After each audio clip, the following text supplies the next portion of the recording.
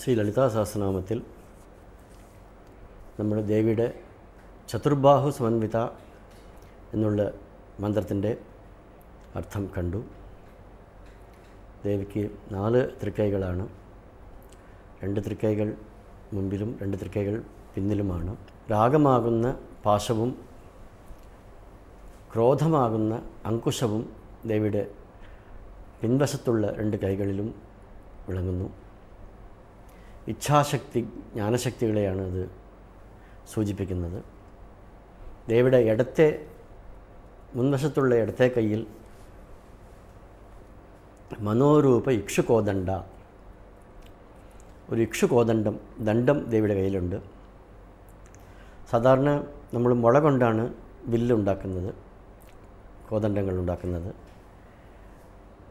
പക്ഷെ ദേവിയുടെ കയ്യിലുള്ള കോദണ്ഡം കരിമ്പ് കൊണ്ട് ഉണ്ടാക്കിയിട്ടുള്ളതാണ്.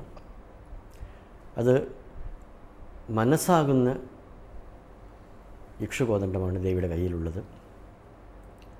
നമുക്ക് കണ്ണുകൊണ്ട് ഒരു വസ്തുവിനെ കാണുന്നു, ചെവി കൊണ്ട് ഒരു ശബ്ദത്തെ കേൾക്കുന്നു, ത്വക്ക് കൊണ്ട് ഒരു വസ്തുവിനെ സ്പർശിക്കുന്നു, മൂക്ക് കൊണ്ട് നമ്മൾ ഒരു വസ്തുവിൻ്റെ മണം അറിയുന്നു, നാക്ക് കൊണ്ട് അതിൻ്റെ രുചി അറിയുന്നു, നാക്ക് കൊണ്ട് നമ്മൾ ശബ്ദം ഉണ്ടാക്കുന്നു. എന്നൊക്കെ ഓരോ ഇന്ദ്രിയങ്ങൾ നമുക്കുള്ളതുപോലെ നമ്മൾ സുഖദുഃഖങ്ങളെ അറിയുന്ന ഒരു ഇന്ദ്രിയമാണ് മനസ്സ്. സുഖദുഃഖാത്യുപലബ്ധി സാധനം ഇന്ദ്രിയം മനഃ എന്ന് തർക്കസംഗ്രഹം ഇതിനെ നിർവചിക്കുന്നു. അതാണ് ദേവിയുടെ തൃക്കൈകളിൽ കരിമ്പ് വില്ലായിട്ട് ഉള്ളത്. മുള ഉണങ്ങിയതാണ്, അതുകൊണ്ടത് വളയാൻ എളുപ്പം. പക്ഷേ കരിമ്പിൻ്റെ വില്ല് സാധാരണ പൊട്ടിപ്പോകും. ദേവിയുടെ കയ്യിലുള്ളത് അങ്ങനെയല്ല. ലളിതമായ ആയുധങ്ങളാണ് ദേവിയുടെ കയ്യിലുള്ളത്. ആ കരിമ്പിൻ്റെ വില്ല് പൊട്ടുന്നുമില്ല.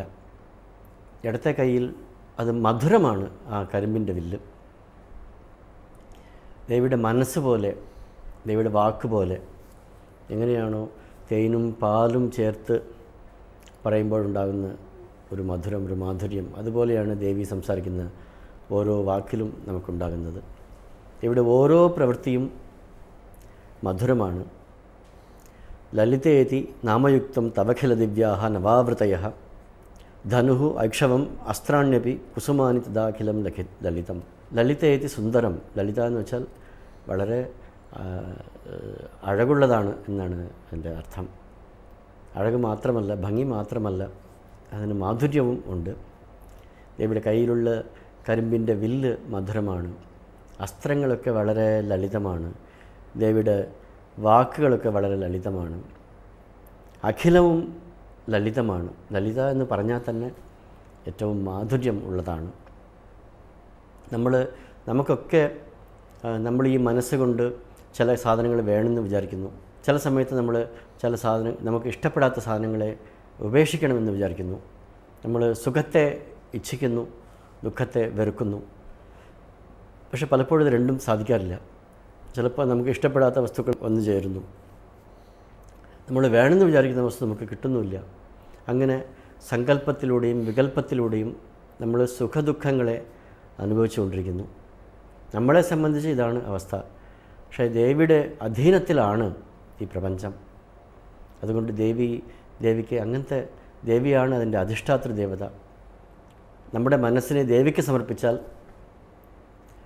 നമുക്ക് ഈ സങ്കല്പവികല്പാത്മകമായ സുഖദുഃഖാത്മകമായ ഈ അനുഭവങ്ങൾ ഉണ്ടാവില്ല എന്ന് മനോരൂപ ഇക്ഷുകോദണ്ഡ എന്നുള്ള മന്ത്രം സൂചിപ്പിക്കുന്നു. ദേവിയുടെ കയ്യിൽ, ഇടത്തെ മുൻവശത്തുള്ള കയ്യിൽ കരിമ്പ് വില്ലാണ് ഉള്ളത്. വലത്തെ കയ്യിൽ പഞ്ച തന്മാത്ര സായക. അടുത്ത മന്ത്രം പഞ്ച തന്മാത്ര സായക എന്നുള്ളതാണ്. സായകം എന്ന് വെച്ചാൽ ബാണം എന്നാണ് അർത്ഥം. ദേവിയുടെ കയ്യിൽ അസ്ത്രങ്ങളല്ല കയ്യിലുള്ളത്. കഠിനമായിട്ടുള്ള കൂർത്തിട്ടുള്ള മറ്റുള്ളവരെ പീഡിപ്പിക്കുന്ന വസ്തുക്കളൊന്നും ദേവിയുടെ കയ്യിലില്ല. കമലം, കൈരവം, കൽഹാരം, ഇന്ദീവരം, സഹകാരം എന്നൊക്കെ പറയുന്ന പുഷ്പങ്ങളാണ് ദേവിയുടെ കയ്യിൽ ബാണമായിട്ടുള്ളത്. നമ്മൾ പൂജാദികളിൽ പ്രതിനിധി ദ്രവ്യമായിട്ട് പുഷ്പത്തെയോ അക്ഷതയോ ആണ് നമ്മൾ ഉപയോഗിക്കുന്നത്. ഈ പ്രപഞ്ചത്തിൻ്റെ നിർമ്മാണം അല്ലെങ്കിൽ സൃഷ്ടി വികാസക്രമം, സൃഷ്ടി ഉണ്ടായതിൻ്റെ ക്രമം നമ്മുടെ ശാസ്ത്രങ്ങളിൽ ഇങ്ങനെയാണ് പറയുന്നത്. ആകാശാത് വായു, വായോരഗ്നി, അഗ്നേരാപ, ആപ പൃഥിവി എന്നൊക്കെ സൂക്ഷ്മഭൂതങ്ങളിൽ നിന്നും സ്ഥൂലമായ ഭൂതങ്ങൾ. ആകാശത്തു നിന്ന് വായു ഉണ്ടായി, വായുവിൽ നിന്ന് അഗ്നി ഉണ്ടായി, അഗ്നിയിൽ നിന്ന് ജലമുണ്ടായി, ജലത്തിൽ നിന്ന് പൃഥിവി ഉണ്ടായി എന്നൊക്കെ പറയും. അപ്പോൾ ഈ പ്രപഞ്ചത്തിൽ കാണുന്നതിനൊക്കെ പഞ്ചഭൂതാത്മികമാണ് എന്നാണ് നമ്മൾ പറയാറുള്ളത്. ഇതിൻ്റെ ഘടന എങ്ങനെയാ വെച്ചാൽ ഓരോ ഭൂതത്തിലും മറ്റേ നാലിൻ്റെ അംശങ്ങളും കാണും. അതിൻ്റെ കൂടുതലുള്ളത് വെച്ചിട്ടാണ് നമ്മൾ ഇത് പൃഥിവ്യാത്മകമാണ്, ഇത് ആകാശാത്മകമാണ്, ഇത് അഗ്നിയാത്മകമാണ് എന്നൊക്കെ നമ്മൾ പറയുന്നത്.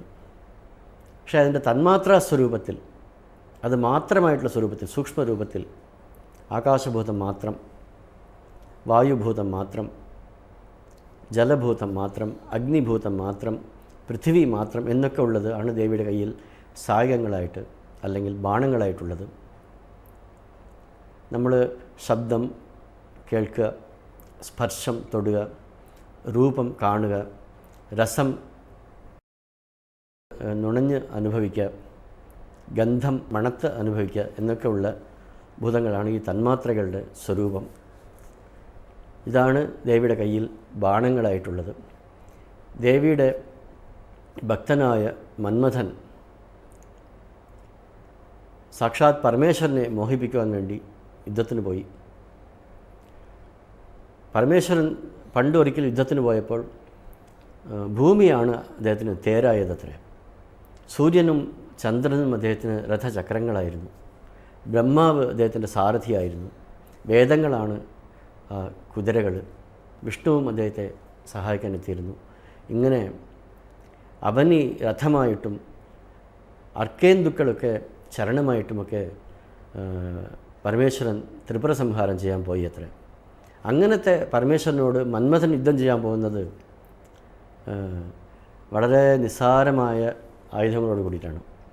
കരിമ്പിൻ്റെ വില്ല്, പുഷ്പബാണങ്ങൾ. ദേവിക്ക് എന്തൊക്കെയാണോ ആയുധങ്ങളൊക്കെ ഉള്ളത് അതൊക്കെ മന്മഥനും ആയുധങ്ങളാണ്. 5 പുഷ്പബാണങ്ങൾ, 5 ഉള്ളൂ, കൂടുതൽ എണ്ണമില്ല. അതുപോലെ കരിമ്പിൻ്റെ വില്ലാണ്. വസന്തമാണ് രഥം ചലിപ്പിക്കുന്ന ആൾ, വസന്ത സാമന്തോ.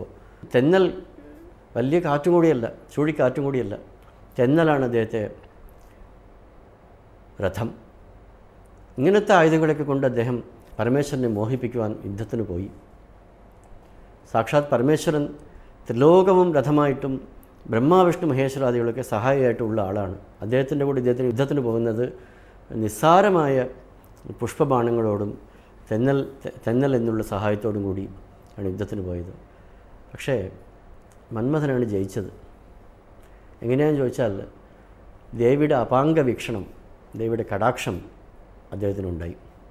ദേവി തൃക്കണ്ണുകൊണ്ട് ഒന്ന് നോക്കി, നീ ജയിക്കും എന്ന് അനുഗ്രഹിച്ചു. അങ്ങനെ സുബ്രഹ്മണ്യസ്വാമി ജനിക്കുവാൻ മന്മഥൻ സാക്ഷാത് പരമേശ്വരൻ്റെ മേത്തേക്ക് പുഷ്പബാണങ്ങൾ എഴുതിയതായിട്ടും അത് ആ ചരിത്രത്തിൽ മന്മഥൻ ജയിച്ചതായിട്ടും പരമേശ്വരൻ പാർവതിയെ കല്യാണം കഴിച്ചു, ശിവകുമാരനുണ്ടായി എന്നൊക്കെ ദേവിയുടെ കൃപയെ പറ്റിയിട്ട് പറയും. അപ്പോൾ ദേവിയുടെ കയ്യിലുള്ള പാശം, അങ്കുശം, പുഷ്പബാണങ്ങൾ, കരിമ്പിൻ്റെ വില്ല്, ഇതൊക്കെ സൂചിപ്പിക്കുന്നത് ഈ പ്രപഞ്ചത്തിലുള്ള തന്മാത്രകളും പഞ്ചഭൂതങ്ങളും മനസ്സും രാഗദ്വേഷാദി വികാരങ്ങളും ഒക്കെ ദേവിയുടെ അധീനത്തിലാണ്. ദേവിയെ പ്രാർത്ഥിക്കുന്നത് കൊണ്ടും ദേവിയുടെ കടാക്ഷ വീക്ഷണം കൊണ്ടും നമുക്ക് ഈ പ്രപഞ്ചത്തിലുള്ള ഇതൊക്കെ എല്ലാവരെയും മോഹിപ്പിക്കുന്ന മഹത് ശക്തികളാണ്.